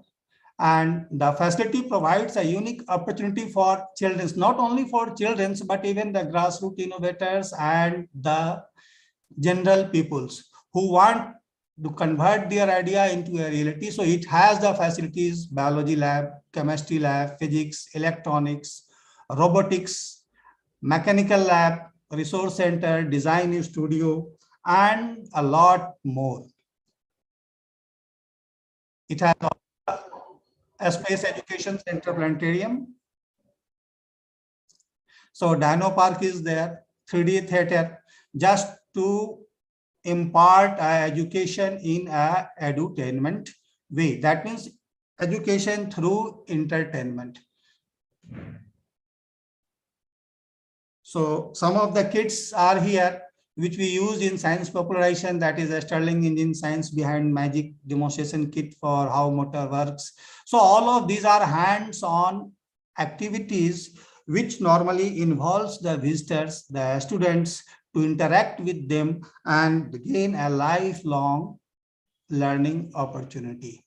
So some of the modern kids just looking towards the new education policy and focusing on the artificial intelligence, robotics, machine learning. So these facilities has been created at Innovation Hub, and just the student, that means that hands-on training is providing to the students as well as general mass. Some of that just like that, Elsar has already discussed about, we have to look towards the technology which is consuming less energy, and in that way to popularize those ideas, the LED making kit, some of the kits we are using developed by Vigyan Prasad, and with focus upon the current, that means greener and climate change, we had organized this Gandhi Global Solar Yatra, where the students are made aware about the solar energy with hands-on learning how to assemble the solar lamp, as well as we conduct an energy literacy training program. Innovation Festival to promote grassroots innovators, innovative and entrepreneurship culture among students. We had organized this state level innovation festival at Science Center. So different programs, that means focusing upon the future technologies, the awareness programs on robotics has been organized in aspirational district Namsai, as well as it is continuous running at Innovation Hub, and currently we are running it in capital, Itanagar capital region also. Workshop on crystallography, our previous, that means my previous resource person, Dr. Suprakash Rai, he had already conducted, and we are looking his research activities to be shown to the students as well as general peoples at Science Center. Activities during lockdown, just like that, others, that means the social media, they're using the online platform. The science centers are also using the online platforms, and during this infodemic age, that means the pandemic, the current, the infodemic age, where a lot of misinterpretation was there. For as example, the connection between vaccination and autism, connection between vaccination and infertility, smoking and consuming alcohol prevents COVID. Lot of things were in media, and at that time we had a very good communication with Vigyan Prasad and our chief guest, Dr. Vigyan, Dr. B.K. Tyagi. He had organized an online program to create awareness about the facts about the COVID and the vaccination. And in association with Vigyan Prasar, a COVID exhibition was also organized at Science Center, and till date it is running, and the visitors are benefiting with all of those infographic informations available in the exhibitions on COVID. Even we had done, that means we have done some fact check training program also, how we can filter the informations available in the social media platform. And for this, because current time the people requires to filter check, that means to check those information whether it is correct or not. And thus promoting innovations. Even during lockdown time, our members of the Innovation Hub, they act promptly and just develop as per their ideas. Antic 19, that means to check the movement of the hand, that means to prevent the hand touching frequently their face. The student had developed this Antic 19. The lot of the school boys, they had developed automatic sanitizer dispenser. Even they developed this disinfectant tunnel. Different ideas, different models of the automatic hand sanitizers has been developed by the members of the Innovation Hub. Foot paddle hand sanitizer, foot operated hand wash, and even these ideas, the products has been developed by the members of the Innovation Hub, and it has been installed into the different schools also. And even they had developed this QM device also to maintain the line, just inspired through the, that means the checking operations available at the airports. So they had developed this QM device also. Online program during this pandemic we had done, particularly related to COVID awareness, and just to disseminate the real information, the right information up to the public. And the other programs are popular science lectures. It may be offline, online, both. Observations of different days are there. Organized visits of the students, teachers training programs. So many are there. The outreach programs, particularly related to innovation ideas, robotics. And these are some of the lockdown activities. Fungus overriding the virus. Our chief guest, Dr. B.K. Tyagi, had already, and he had 2 and 3 more lectures through this online platform just to create awareness about the fungus infection, as well as the awareness about the vaccination, some of the myths about the vaccination, how it can be overruled.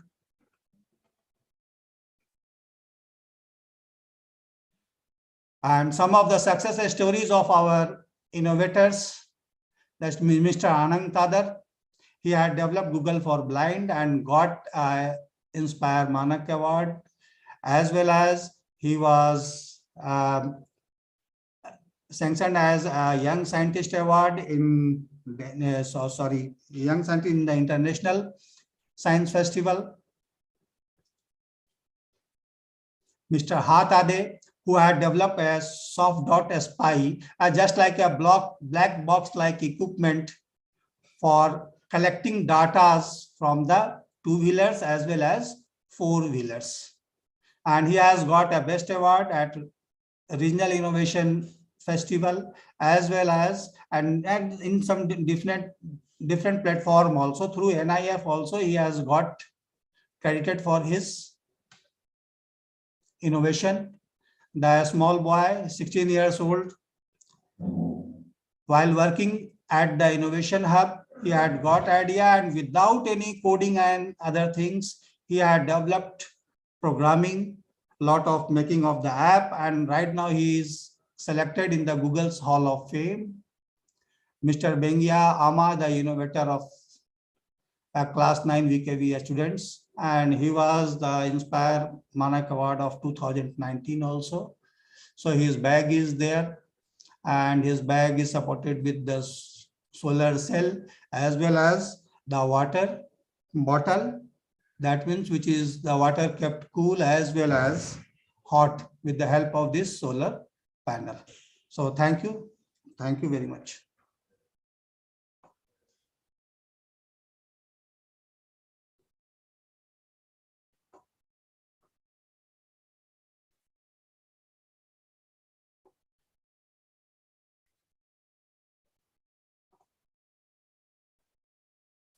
Thank you so much.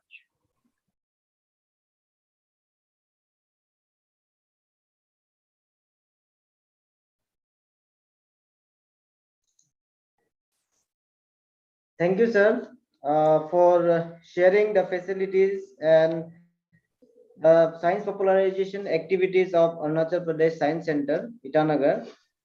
And now I would like to call Chao Naryani Thamong, the mentor of Innovation Hub, Itanagar, for the vote of thanks.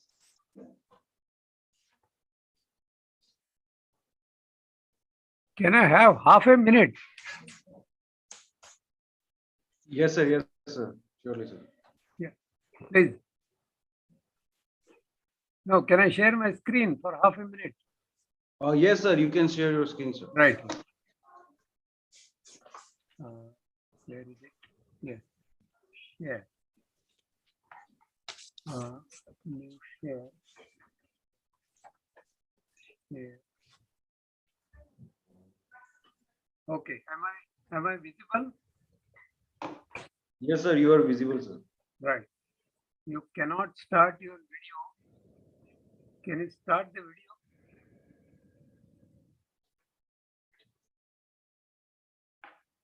It says you cannot. Visible, sir. Huh? Is it visible already? But I am. Sir, your screen is visible. Okay. Desktop screen is visible, sir. No. I want to show you something. My video camera should start. Sir, you are not audible, sir, but your desktop screen is visible. 1 minute. No. I want to show you something. So my camera should be on. So should I say stop share? Okay. Now can you see me? No, sir, your camera is off, sir. The camera is off. Why? No, I'm not allowed. No, you allow me to switch on camera. Looks like now it is on. Right. Yeah. Now some bottle is visible to you. Hello. Yes, sir. See, this particular toy is known as Cartesian Diver, which creates interest among all the students. So it should be carried by the teacher first to the young students. Now, supposing I tell this doll, which is inside the bottle, to go down, then I just press this bottle and it goes down. Okay. See? Then I say, come up, it comes up. Now this works on two principles. One is Pascal's law and other is Archimedean principle. See, I just press a bit, release, come up, goes down. So I have some 10-15 such toys to create interest among the students, and I'm ready to train your teachers and the students to make these toys. This is known as Cartesian Diver. Yes, sir, very interesting. Yeah, in my place, we make a lot of these solar lamps on 2nd October every year. Yes, sir. Thank you so much. Yes, sir. We would like to be in touch with you, sir, for the training of the teachers. Yeah, sir. yeah. And I really like the toy you just showed me. Thank you, sir. No, when I used to visit some village in Tinsukia, the entire kids population, like a Pied Piper, they will be there behind me. No, Dadaji Yes, sir. shows some magic. Sure, sir. Thank you. Okay. Thank you, sir.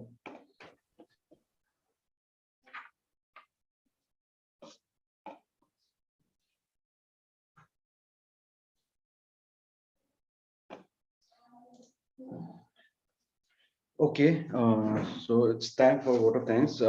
It gives me immense pleasure to deliver the vote of thanks to this webinar to all the dignitaries assembled here. I would like to thank Dr. B.K. Tyagi, sir, for giving information and ways for adaptation of sustainable development, encouraging everyone to use green energy. I would like to thank Dr. Vasan Barve, sir, for explaining the way for better learning of students using graphical representation and connecting with nature and the things available around us. I would like to thank Suprakash Roy, sir, for sharing immense work for which benefits the society. Thank you so much, sir. At last, again, I would like to thank Bamang Apo, sir, P.K. Lombi, sir, and Vivek Kumar, sir, for taking out their time from their busy schedule. And I would like to thank each and everyone present over here who have joined the meeting here. Thank you so much.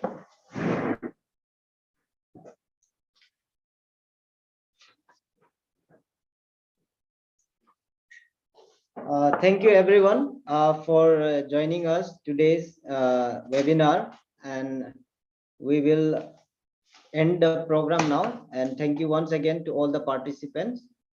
Thank you.